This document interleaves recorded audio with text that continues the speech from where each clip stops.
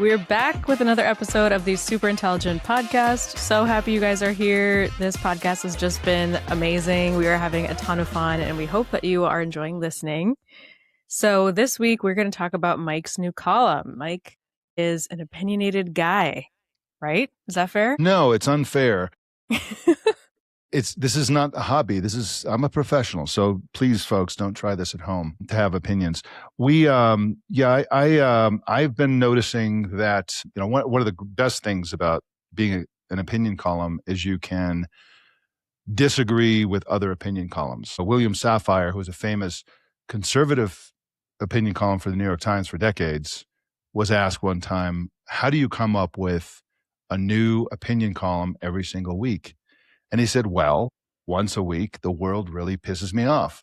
So anyway, that's basically what I do. I see things I don't like and I try to make them right. And then they don't end up being right, but at least I tried. In this case, you add to the discourse. Exactly. And so that's what we're trying to do here as well.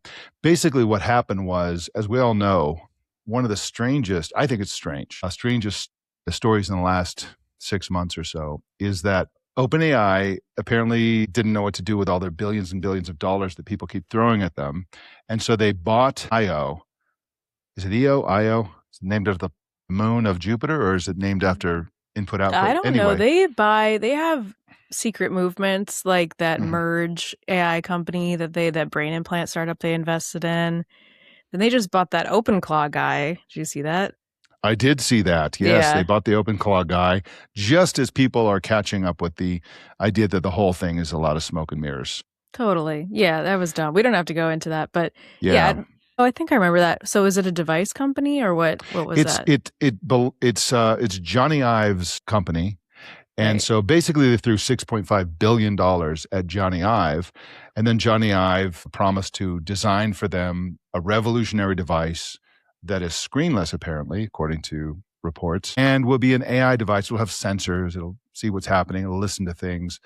And then it will talk to you, I guess. It will do things. It will harvest information. It will help you. We don't know. It's all very shadowy. And the Johnny Ive halo effect is really what they're after. They want to take a big leap forward because they know they're way behind on AI devices, Ray-Ban Meta glasses, Meta Ray-Ban display glasses. Apple's working on something. All the Chinese and Korean startups are working on things. And so anyway, the news, which I think came from Mark Gurman at Bloomberg, but the news that this device was going to be screenless, which we didn't know when they first announced it, caused several opinion columnists to declare a Silicon Valley war on screens, that the future is going to be screenless. And the other phrase, the other cliche is ambient computing. So the idea is that you don't sit down to use a computer, or you don't put a phone in your face and use the phone, that the information is just there all the time, just sort of with you. And I like the idea of that. And there are a bunch of other, CES was a show that was in January, of course, and there were all kinds of startups there. Sandbar, which is founded by former employees of Meta, has a smart ring. The Pebble smartwatch guy, Eric Migakovsky, announced, or actually is selling, you can pre-order a $75 ring that has a battery that never needs to be changed, which is to say that it's a disposable AI wearable where when the battery dies, you throw it away. Or you send it to them and they recycle it. Intriguing. And that has a little button on it. You press the button and you talk into your hand, basically, like a Secret Service agent. And then this all goes into some AI thing on your phone. And then it does things like the Bee we've talked about here. The Bee is another device that could be a pendant or a watch, and it listens to everything and then summarizes, does all the AI stuff to it. These are kind of, just for a second, they're screenless, like a pin or a necklace or a ring, but you do have an accompanying app that is very much a screen that you control it on and you look at your stats and stuff, right? So That's exactly right. The idea that there's a screenless revolution, that we're going to be living screenlessly, is not borne out by any of these examples I just gave.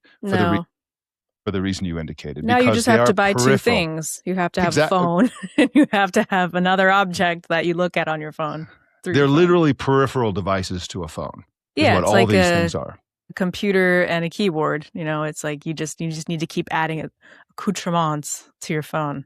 Exactly. And so obviously you could imagine OpenAI, which is just nowheresville when it comes to hardware, right? There is no OpenAI hardware for them to be screenless, but it will almost certainly work with the phone.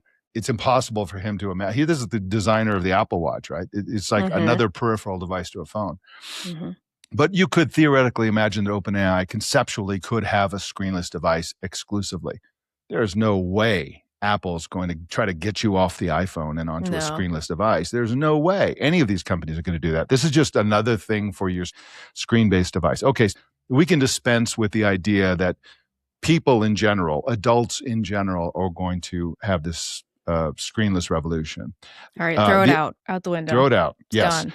Yes. And so the other part of it is, and then after I summarize this, I'll zip it for a minute and let you you're good. comment on all this stuff. But basically, there's another thing that's very close to my heart because, of course, Kevin, our producer, my son, is in the education market. He sees all the stuff that's happening there. He was predicting the problems with Chromebook-based education long ago. And now that's really coming out that this is like really a terrible thing. He was predicting that the school districts like the LA school district, they just spend millions and millions of dollars on iPads. This is problematic for a whole bunch of reasons. And of course, that's borne out. I've also written about that in the past. The latest huge error that school districts are making around wearables. So just to summarize this in ways that people can relate to in terms of what they read in the news, there is, of course, a huge global movement to ban phones in schools. Right? The number of countries that are banning phones in schools is expected to be 40% by the end of the year.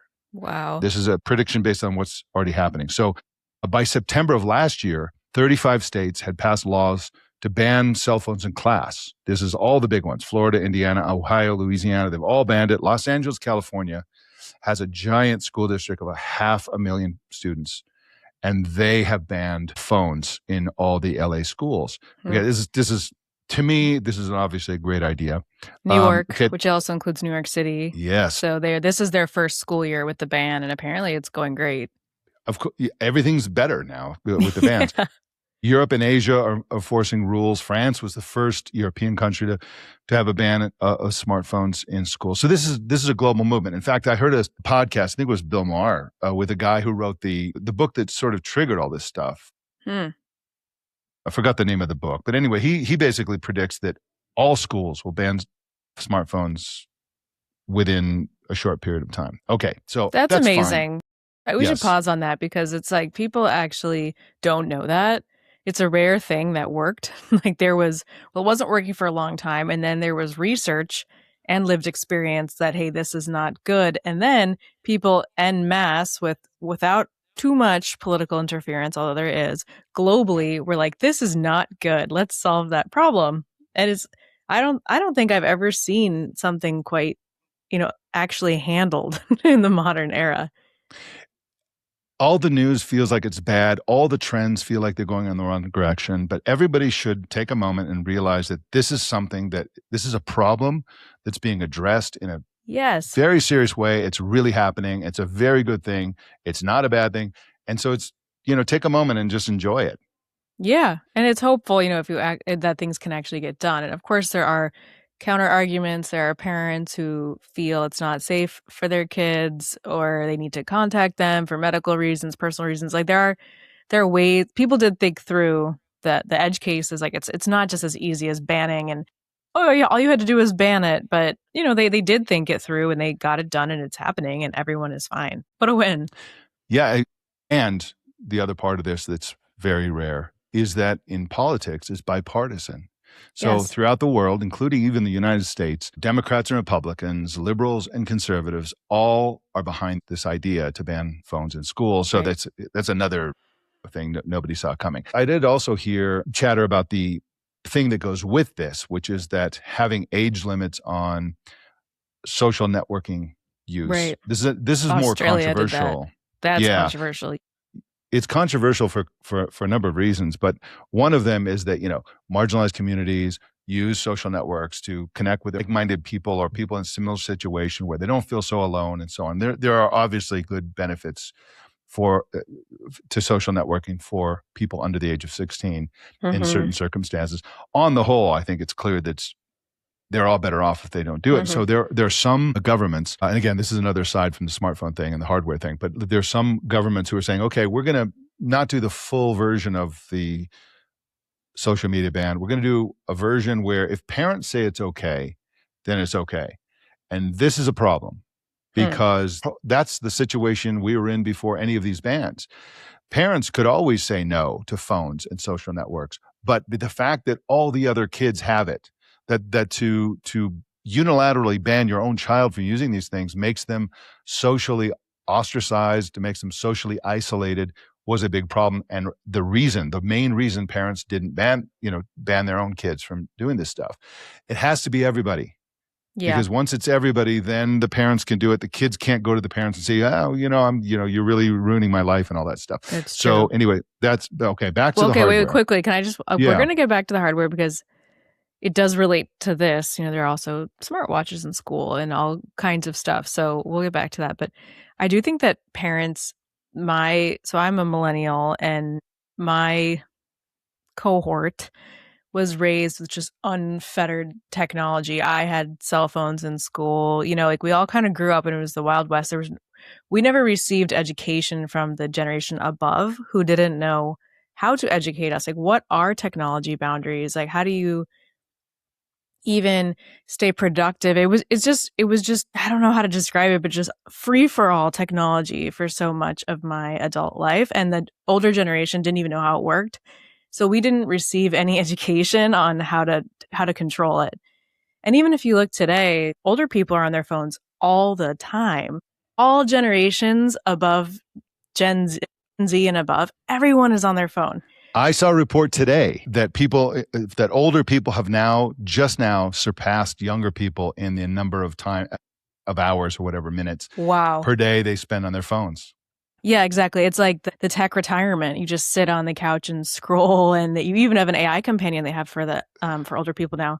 So I do think that it's a little ironic, these older generations, millennials, even Gen Z, all the way up to their parents and grandparents are kind of like, we need to ban phones in schools. It's just, they don't model good behaviors at all with phones. So we haven't figured it out. I guess they just decided just get rid of them while we haven't figured it out. But I think there's a little bit of irony and just in the intergenerational use of phones. Everyone's so hard on kids for being addicted to their phones. And I actually think all the other generations are totally addicted as well. That's absolutely true. But when we get into bans for kids and especially hardware-based bans and social media, there's a developmental aspect to this that's really important. True. Because adolescent brains are still developing and stuff like that. And it can have lifelong consequences. Older people's brains were wired in significantly older people's brains were wired in an analog world, which is a good way to wire a brain. Right. But now they're being unwired. Now they're just atrophying via technology. Now. Exactly. But you know what? It's like the children are our future. And if the children can't hold a conversation or maintain eye contact and stuff like that, then our future is going to be especially grim, effed, so to speak. So here's the thing that really bothers me about the bans. So there's been this sort of they're in the zeal to protect children from the evils of smartphones, among the problems of which are cheating, of course, right? So when you allowed phones in classrooms, it was much easier for kids to cheat. Now, that's not the justification for the bans to present cheat. That's not the main justification. But a lot of teachers and educators were like, wow, this is a double benefit because kids can't cheat and so on. And therefore, a lot of states are also banning wearables, including screenless wearables. And in the big four states, California, Texas, Florida, and New York, have districts where all wearables are explicitly banned. And this, to me, is really, really dumb. And the main reason it's dumb is because they're concerned about haptics, right? So you could, 3 zaps for for yes, 2 zaps for no, whatever. You could cheat with who's haptics. Sending over the zaps? Who knows? I don't I know. was thinking it was more like you go to the bathroom and you would check your phone, look up the answer, but now you could just go to the bathroom and be like, hey, Siri, what is the capital of Tunisia? Just tell you. Yeah. And sadly, kids don't even have the handwriting skills to write the answers on their palms. So this is a real problem. But they are literally concerned about haptics, because they're saying even if a device has no screen, and even if they're not listening to it, they could use haptics to cheat. And the problem is that you can hide. So Apple's device, for example, the conventional wisdom, or at least the original reporting on this, is that Apple's device, they're working on a pin or a pendant or something like that, which I've crapped all over in the last episode, is about the size of an AirTag. Okay, you can put something the size of an AirTag anywhere on your physical person. It can be in your sock. It could be in your pocket. It could be anywhere. And so there's no way. School districts have to recognize that we've entered an era where information-based devices can be hidden on the student's person, and they're not going to do a full body search on every child every day to prevent this. They have to accept that we live in a world where there are information-based, haptic-based, screenless technologies that are here to stay from now until the end of time, that students may or may not use during tests. So they got to figure out another way to design tests that can't be cheated on through haptic devices. So that's one reason. But the second reason is that screenless devices for kids are fantastic. So one of the reasons parents want devices, want phones, want all this stuff for kids, so they know where they are, and so they can communicate with them. It's really a fantastic thing for a parent who's worried about their kid, being kidnapped or whatever, to see their location and say, I'm going to come pick you up, right? Right. This is a great feature, and kids want to be able to text their friends or their parents or whatever. And so I think it's a huge mistake to ban screenless wearables. I think wearables are, in fact, the thing that will enable us to ban more screen-based devices, whether it's video games, whether it's whatever. They're portable because they're wearable, right? So go outside, be in the sunshine, get some exercise, go hang out, but also still get many of the benefits of connected devices. Anyway, and the benefit. No, it's great. I love it. And the benefit of specifically just that last part is location tracking. That's one big part. I mean, location tracking is huge. And parents worry about their kids all the time. Where are they? Yeah. And so if you can just look at a map and say, oh, they're at school, great. Then you can go back to, and if I can just send them a message, hey, make sure you're at soccer practice by 6, or I can't pick you up. When I said I would, I'll be 30 minutes later. Just little messages back and forth are gold for parents and kids. Yeah, exactly. Like a pager. We talked about that last time, but we live in an era of these connected devices, and there are the good things about them and bad things about them. Screenless wearables give you all the good things and none of the bad things, potentially. Interesting. So yeah, I mean, basically the way the phone bans work is the kids come into school and they put their phone in a pouch that cannot be opened. It's almost like if you've ever been to a movie or a special screening where you have to do that. Have you ever done that? No. I have had to do that at some things. And then you can't open it without someone kind of putting a device over it and releasing it. So actually it's interesting because there's this whole industry of these bag makers that are just making bank on phone bans. They're selling these bags. So yeah, I don't think you could really have a kid. I guess you could put them through a metal detector and be like, you have an AirTag on you. I don't know. Well, that's the thing, so yeah. It's another win for the Faraday cage bag makers, because you could put the wearable into a tiny Faraday cage and the metal detector wouldn't detect it, and then you're off to the races, right? So no matter what, it's a good time to get into big Faraday cage bag industry. But this is ridiculous because, you and I are super into analog stuff, and we believe in the analog world, the real world. But we also understand that, technology isn't going to go away because you ban something, right? It's here to stay, and we're want to prepare kids for the world, and the world they will never encounter a situation in their adult lives, except for very unique circumstances, where they can't have some sort of electronic device. One big problem that's coming is AI glasses that have cameras in them. Right now, 99, totally making these numbers up, but let's just say 99.8% of glasses in the United States do not have cameras in them. Okay, that number is going to go to 95%, then it's going to be 90, then it's going to be 70, then it's going to be 50. At some point, it'll reach an equilibrium where probably 50-50, half the glasses in the world won't have electronic cameras, radios, and all that stuff, and half will. Okay, so Right. what do you do when you are worried about the company secrets, about recording people without their permission? Right. What do you do about all that stuff? This is a problem we have no answers for for the moment, and at some point we'll have to figure that out. Yeah. And I even someone at PC Mag published an article about for Valentine's Day how to subtle cues to look at in glasses to see if your date is recording you. I was like, that is an absolute nightmare. I mean, to think about that happening, I think everyone should learn the cues. I mean, what are they? So you're a smart glasses wearer. How do you know if someone's recording you with their smart glasses? Well, the basic device is the Ray-Ban Meta glasses. These are the ones that have a camera, but don't have a screen. These were the ones that really took off, and I see people wearing them all the time. I mean, I see them in the wild. I see them in Mexico, everywhere now. They're very, very big. And Meta did the right thing by putting a light. So on one side is a light, and the other side is the camera. If the camera is functioning, the other light is going. If you try to cover it, the camera won't work. Okay. There are workarounds, but it's very difficult. And they're actually, you can buy little stickers that will do it. So that's, and they don't really work that well. I mean, what color's the light? It's white. It's a bright white light. If it's a single picture, it goes whoosh, and if it's a video, it sort of pulses.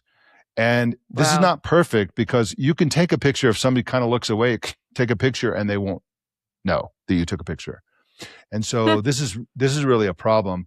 But to me, I mean, I'm so glad that I got married a long time ago, because the idea that somebody would have to worry about that on a date is just awful. And people record on dates now too. Like if their date is, they think terrible and is saying terrible things, they will record it and post it on social media. The audio. Or the people feel like they have to think that way to protect themselves, or if they could be the aggressor in that situation where they're posting audio that they shouldn't be posting. You could even, with AI, you can even fake that kind of audio. You can selectively edit. You can do all kinds of things. Yep. So that can be an act of aggression. But I just think it's awful. And I really, I'm really not sure. I mean, for the time being, I think that it's easy to tell, at the very least, that somebody's wearing glasses with cameras in them. And I mean, if you're on a date or something like that, and you're looking at somebody up close, you can see if there are lenses in their glasses. You can just see that. I think there may come a time in the future where that's not the case. Now, the fact that you have a camera in the glasses is irrelevant in general. So if you're walking around and sort of filming everybody, nobody's going to really notice. If you're just like looking at somebody, you can really tell. And so, but again, I think in the future, it's going to be a problem in the future to be able to tell whether somebody is recording something, especially audio. Yeah, and I think even in a dating scenario, you also might want to see if there's a pair of glasses on the nightstand that might be recording something it shouldn't be recording, like a hidden camera. Yeah. Again, I feel sorry for people who are having to navigate this stuff, because there's a million ways to track people. I've been a big critic of the people who slam Apple for their AirTag. And so almost all the criticism came about because there was a bunch of stories, probably 2 years ago, where Apple came up with this new feature that tells you if there's an AirTag traveling with you. Oh yeah, like a network of AirTags. Right. And so people would say, there's an AirTag traveling with me. Damn you, Apple. And I'm like saying, there have been 500 products on Amazon for 25 years that will track somebody. Right. And they don't notify you at all, of course. And Apple was the first major company to come out and say, we're going to tell you. Right. If you they had a lot of stalking cases. Exactly, because it's a popular, because it's a popular product. You don't hear about those anymore. Why? Because of all the press that they have. That feature has turned all the creepy weirdos onto other products. Right. Apple should be praised, and there should be legislation that demands that any product like that for sale has the very feature that Apple has, that it has to be able to notify you that you're being tracked. But instead of criticizing Apple, we should be focusing on the things that they have a solution. It's not perfect, but they have a solution. So anyway, I hate the fact that the downside of technology is people can do all kinds of things. But there are cameras you can hide. There's no way you can always find them. There are ways to find them, but like, again, what are you going to do? Like you're on a date, like you're hopeful about somebody. Maybe you're not sure. Maybe you're hopeful, whatever. You're going to go in there with a scanner to scan the room, scan the bathroom. Because you're going to look a crazy person. Of course you are. Yeah. And so it's really problematic, but I will say that if you're worried about that, maybe your intuition is onto something. That's right? true. It also raises a point why dating can be so hard in these big cities with these techie people who are always doing too much. Dating in San Francisco is very hard. It's hard in LA. It's hard in New York. It's hard in Seattle. It's hard dating in cities these days, and you wonder why people aren't getting together. There's just all these new weird problems, or maybe your date's recording you and posting it on TikTok, and it's just there are so many ways the tech can drive people apart, and it really just makes you think, wow, maybe your best odds at finding someone are just to go somewhere that's just not techie at all, but has fun activities. Like maybe that's the best. Nice. Okay, I was thinking like the Gobi Desert, just a state maybe. One of the Dakotas. Who knows? Yeah. Which one is the good Dakota? I don't remember. Anyway, so I hated North Dakota when I drove through it. I wanted to just put a bullet. It was awful. But yeah, well, that's a good place to find a bullet. That's true. They have also good nature. Yes. So I'll give them that. Yes. Last week, not yesterday, but a week ago Sunday, I was on Twit, and they brought up a story that I had written about years ago, cool. 2 or 3 years ago, which is that it's not a cool story though, because in China there's this whole underground thing of people who work with hotel employees to expertly hide hidden cameras in hotel rooms. And then they charge a subscription fee or some kind of fee for people to watch the live streams. And when they get really juicy stuff, that they have recorded videos you can buy and all this. And there have been politicians caught in the act. There have been all kinds of things. And so this is really creepy as well. This is different from somebody's date being a creepy weirdo. This is like the creepy weirdo industrial complex selling this stuff at scale, right? May that never find me. Yeah, beware when you go to China. Yeah. I'm sure that 99 point something % of hotel rooms in China are totally fine. But this exists, and again, it exists because some people suck and the technology exists. It's true. And it makes money because it makes money. Exactly. Yeah. Right. I just remembered I'm reading something that's relevant to all this. It's one of my quirks is that I'm into like quarterly print magazines. Do you know about that whole thing? Well, the one I was obsessed with for a long time was Lapham's Quarterly, which is like Louis Lapham, who did, what is it, Harper's Magazine forever. Okay. He was a big media guy in New York for a really long time. There are tons of other ones, actually. There's a history one. There's Delayed Gratification is a big one. That's out of England. It's I want to read that, but I keep putting it off. Yeah, I got it for a gift. It was fun. And now I have one called The New Philosopher. That's the new one I'm trying. Okay. And it's great. It's all philosophers, like modern people talking about philosophy, a lot of academics and things like that. And the current issue is about observation, which is very related to this. And one concept I didn't know about, which has been studied, is that when you're observing someone or something, you are actually changing the thing that you observe by observing it because it behaves differently. Does that make sense? Right. So that's the what is it? That's not the uncertainty principle. That's something else in nuclear physics or whatever. Yeah. Is that what they're talking about? Or is this a sociological phenomenon, or is it in all Well, things? it's just talking about it's a bit just about like observation and the way we perceive the world, and in a way we can't really believe our eyes because the fact that we are looking at something is changing that thing. Yeah. So yeah, like if you're being watched, you talked about the panopticon, that prison in the 17 or 1800s where they were trying to change behavior by putting a big observation tower in the middle and then having all the cells around it. And the idea was that people would behave if they thought maybe they were being watched. Yes. Like Okay. the doorbells everyone has now, it has a little camera. So, hey, don't come to my door and steal a package. Yes. So, yeah, it's just about like we can't really, our account of the world is actually just our own filtered version of it. And even just like to circle back on that, in quantum mechanics, the phenomenon is called the observer effect, and in psychology, it's called the Hawthorne effect. When people modify their behavior because they know they're being watched. And then, of course, there's the personal psychology effect where what you think about things, which is essentially your reality, changes when you observe. So that's... Yeah, thank you for looking that up if you did. Yeah, and or even if you're looking at something under a microscope, a cell will behave different in those conditions. So it's like the way you're observing it, you are learning a lot about it, but you're also changing what it does. And so I thought that was interesting. And I don't know why I had never heard of that. And then there were other things in there about we blink all the time. So we actually... And miss a lot of things, right? We miss a lot of things. If you added it all together, there's a lot of dark periods of the day. Like minutes or hours, we actually aren't looking.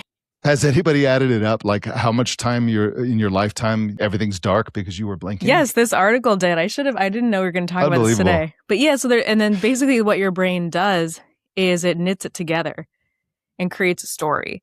And it's intentional that we're blinking because it would be information overload. If we were just open eyes, Eye of Sauron all the time. So it's an intentional way of limiting and filtering information. And that's akin to the blind spot that we have where our optic nerve is, where there's a spot in our vision where we literally can't see anything because the optic nerve is there. There's a hole in the back of our eye where the projector screen is for visual information. But our brains just plaster that over with what it thinks is there based on the other visual information. Of course, there's software now that will do that actually with pictures. But it's akin to that where your brain just wants to patch everything out there, everything over, and give you a consistent narrative, even though the input is not consistent. Right. It's so interesting. And when we take pictures or videos to get around this, to record our reality as is, but with a photo, it is, if someone knows you're taking a photo, they're going to act differently. Or, you're still struggling to see reality as it is. And we love to do that. Now we want to record everything apparently with smart glasses. Yeah. Yeah. Yeah, absolutely. And then, I think it was, I forgot who was that said this, but they said that in the current generation, and you might disagree with this generationally, maybe this is all of us, that we actually perceive the present moment not as a present moment, but as a future memory. And so we want to capture everything because what it is that's happening now is we're making content for Instagram. Yeah. Or not, right? Yeah. Now when you go to concerts, you're not even at the concert. You're just preserving a future memory. The phone's up, taking pictures. Yeah. And Louis C.K. had a great bit on this where he said that at a school play, all the parents are recording it and not paying attention to the play. And then they post it on social, and nobody wants to watch a play. You're not going to go on and watch. And he's basically saying these kids are working so hard and nobody is seeing this play. So this is the state of our culture right now. It's the state of it. So yeah, it's cool. It's called The New Philosopher. That was the first issue. Yeah, I'm a freak for the New Yorker. I love the New Yorker. Also love the Atlantic and some of the other similar things. But New Yorker's really great. And I sort of wandered away from the New Yorker for a long time, and I've wandered back. So now I'm back into I decided to get most of my news about general things from the New Yorker. And of course, they also do a lot of stuff that's not just part of current events, but they'll go out and do a really well reported, really well fact checked, really well written piece. And I just think the writing is so good. It's so Mm-hmm. good. And so I'm really enjoying that. That's cool. That's cool you found your way back to it. I have also wandered far, far from the New Yorker because it's just piling up. I feel like I could never get on top of it. It's so long. And then reading on the internet is just reading something long on the internet is terrible experience with the Yes, it is. advertisements. Even though that's my favorite thing to write and I'm writing more and more long form every day. But it's really should be read in print, but then it piles up. So I haven't cracked the code on how I can engage with the New Yorker in the modern era. Well, part of my biggest problem right now related to this whole subject is that I find it very, very, very difficult to limit my input. I have so much input. I read so much stuff. I Yeah. consume so much media, so to speak, that it affects my output. And so Yeah. I need to figure out how to be way more ignorant about a lot more things and spend a lot more time writing, making other media, Yeah. mostly writing. I just have to do it. And I find it very, very difficult. I went in and trimmed my RSS feed. I just slashed and burned like Doge, man. I was just in there just destroying everything. I love And that it's still word. too much. It's like a verb now. We're Right, doging. exactly. I Yeah. doged my RSS feed, and just like Doge, Yeah, it bro. didn't have any impact other than to make everything worse. No, I basically need to say, okay, I can't even pay attention to things like brain implants. I can't pay attention to Yeah. things like, I got to limit it to just, I need more limits on information, but it's so difficult for me because, for starters, I have this massive FOMO. I think I'm missing information. I feel like stuff is happening and I'm not knowing about it. So part of it is psychological, and part of it is just the nature of what I've set out to do for myself, which is essentially be a tech writer with no beat. And so I think you have limits on your writing in a good way, focused but way. it's mostly limits on a bad way. So I need to triple the amount of time I spend writing and have the amount of time I spend learning, basically. These quarterlies I talk about are just a lot of the media consumption I am liking the most. I also have Psychology Today, which is a weirdly very good magazine. It is good. I like it. Yeah, it has really good, it's like self-help, but in a smart way. And it really feels grounded and interesting. Scientific American, as That's far a as good I one. know, well, it used to be much better, I think, but their explicit mission from the beginning was brilliant. Their mission was that it's a book for scientists, but it's a book about science for other fields. So if you're an astrophysicist, Scientific American was for you to learn about biology and all these other things, right? Right. That was the express mission. So you're an educated person and scientifically literate, but you want a more broad information about the wider world of science. And I love that. Psychology Today is kind of like that. They're more popular than that. Like, they do a lot of stuff that, it's like, how to stop procrastinating, that kind of thing, which is great. It's fine. But they do a lot of good. It's a good publication. Yeah. Yeah. So I've actually stopped.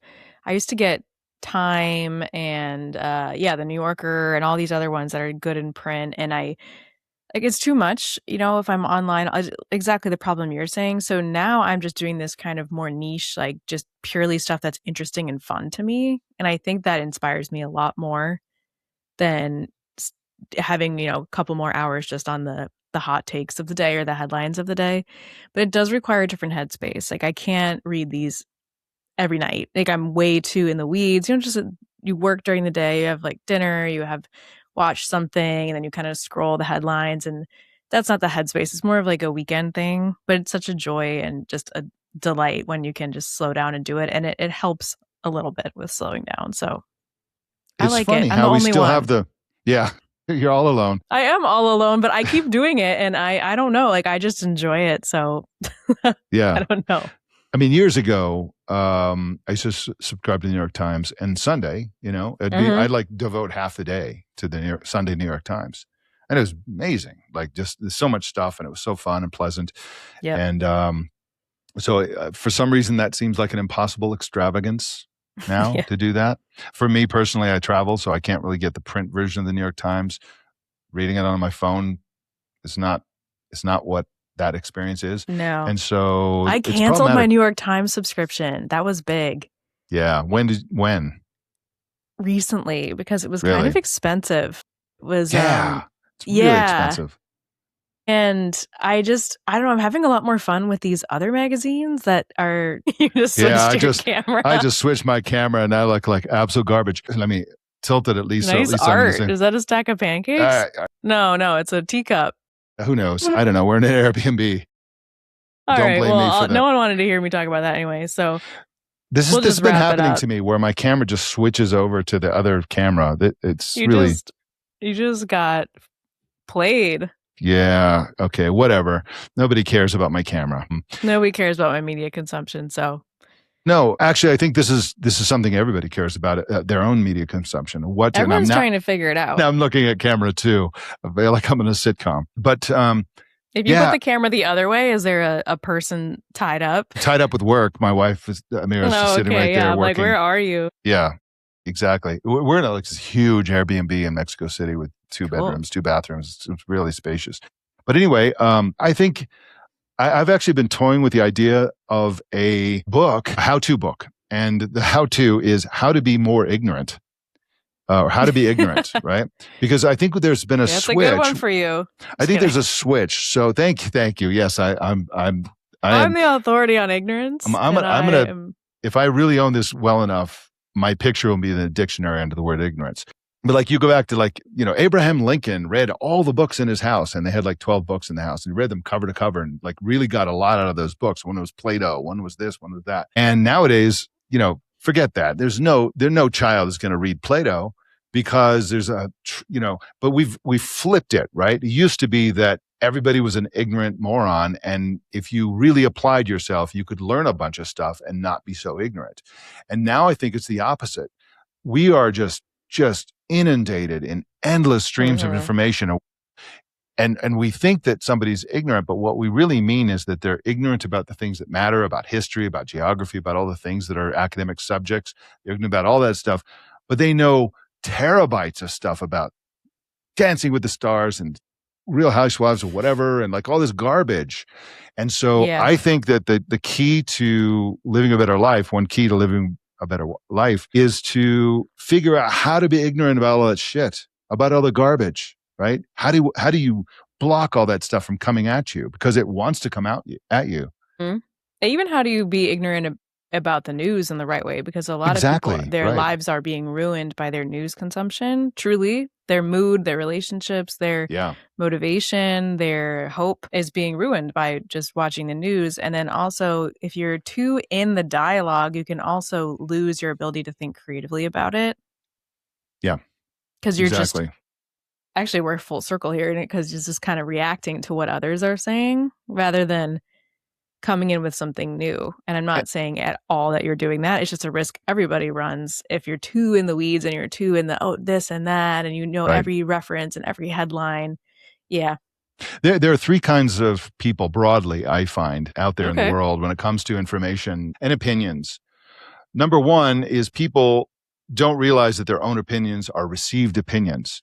So they're just tapping in. In fact, you and I talked about this before we even started this podcast about the sort of the cult of the received opinion, where just millions of people walking around as zombies expressing things as if they're their own thoughts, but they're just regurgitating what the algorithm fed to them, spoon fed to them. Yes. There's another type of person who thinks that if CDC or the government or the Atlantic or some authoritative source is giving information, it must be wrong. Their intuition tells them the received wisdom is wrong, and they're conspiracy theorists, right? So they find their own algorithms that will agree with this worldview.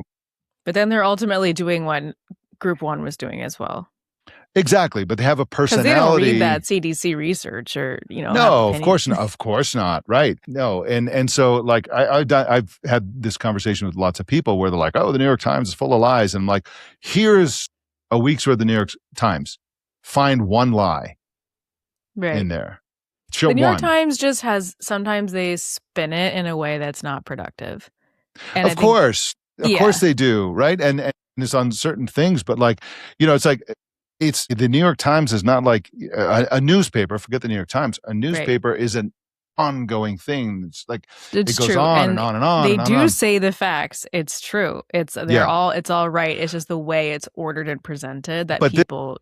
Exactly. And so chafe what you need to against. do is you need to be the third kind of person, right? The All right, third tell kind of me. I'm on the person edge of my is, seat.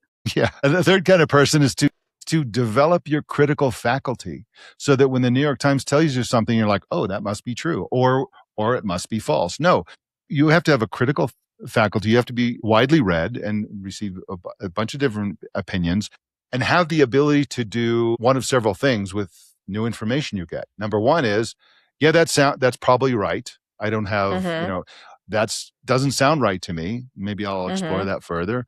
Or I didn't know before, and after reading that, I'm not sure that I know. We need to develop the capacity to know when we know something and when we don't know something. And it's Right. okay to not know a lot of things. I love the answer, I don't know. That's a Mm-hmm. fantastic answer because it's usually true.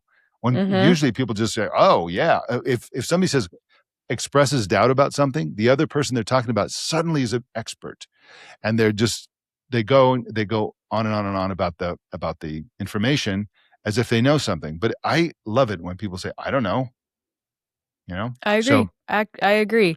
And that reminds me of another thing I got from this magazine, which I think I posted, which is a quote about this. Just, everyone is always wants to talk and say something, and no one wants to say, I don't know, and just sit back. And so the quote is, to acquire knowledge, one must study, but to acquire wisdom, one must observe. And I think we have totally lost that in this hot take social media world where everyone's posting and everyone's an expert on everything. Just coming into a room or a meeting or even just reading in a publication, just observing what you're seeing, right. not immediately having a compulsive opinion. Maybe it's just us because we have to Mhm. find something to write about, but just sitting and watching, or at work, maybe you get added to some meeting series and you're not going to speak the first couple ones. You just want to see what people are doing in this meeting. You want to see what's up, the right way to contribute, rather than maybe the conventional career advice would be get in there, add Right. value immediately. Yeah. It's just not something that we really do or value these days. It's always just immediate feedback, immediate blabbering on who can make the most impact, who can say something the loudest. So I thought that was a good reminder. Yeah, it's so bad, in fact, that many meetings are ruined by that person who realizes when they're wrapping it up that they didn't say anything, and they're like, I better say something, and then they just waste everybody's time with just something they're pulling out of their ass. That's a funny phenomenon. Yeah, It's such a real thing. It's but just who's the like say wisest? something. Yeah, Yeah. exactly. Who's the wisest person in history, right? It's probably Socrates, who said he Mm-hmm. didn't know anything at all. He said he knew nothing. And I think that's Right. a fair point. Like from a philosophical point of view, we really don't know anything. But his wisdom came from the fact that he went, through the world with that attitude, and he would just question everything, question everyone, ask people to go Yep. on and on and on, and keep probing them. The Socratic method is all about just saying, just sort of probing somebody from a point of view of ignorance. But why? Not trying to influence that person with your opinion, but basically trying to be influenced by somebody. Mm-hmm. Forcing people to explore their own opinions. Anyway, I think I we think can it's all. nice. Yeah, I think it's nice too. Pressure's off. Yeah. Yeah. I guess this is called super intelligence, and we should Yeah. change it to super ignorance. Yeah, that's a great idea. We'll make that change immediately. That's a great plan. What a marketing genius plan that would be. All right. Well, you have been listening to the Super Intelligent Podcast, not the Super Ignorant Podcast. And my name is Mike Elgin, and I'm with Emily Forlini. And I hope you like this podcast because we enjoy doing it. It's a lot of fun, and I learn a lot from this podcast, and I hope you do too. So give us 5 stars. If you can find a place that has 6 stars, give us 6 stars. They don't exist. They're all 5 stars. But do share We this almost podcast got with a through friend. without a dad joke. It's not happening not on my watch. Not happening. Yeah. 6 stars is not a thing, Mike. It's not Not a thing. But draw in a star. This is the great thing about analog medium. You can draw in your own star. That's true. But yeah, do give us a glowing review on the podcast app of your choice. And we really enjoy you coming along on this journey. Share it with a friend, etc. But most of all, please shoot us an email to superintelligentpodcast@gmail.com. Let us know what you think and have your input. And if you have a super intelligent comment, we'll read it on the air. If you don't have a super intelligent comment, we might read it as well. during the show. Either way, send us an email, get involved, check out our Substack. And also, listen. shout out to Boss Queen, who has been commenting on our episodes and listening. Yes. And I love that you are Boss Queen. And I could just say shout out to Boss Queen. So thank you so much. Yeah, thanks, Boss Queen. But yeah, thanks again. And we may or may not do this again next week. I'd say there's a very, very good chance we will. But thanks for subscribing. And we will see you most likely next week.